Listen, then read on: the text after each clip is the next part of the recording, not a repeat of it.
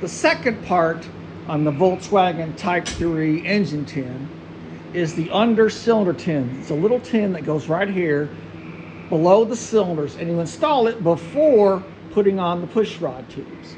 For a Bug, it's a much simpler, almost totally flat piece, and it just snaps on, just like that. That's all there is to it. However, the Type 3 is a much more complicated part. You can see how it's trying to wrap around the cylinders, and we call it the super cool tin. That's how it goes on. Now what I do, I have a little hole here I punched.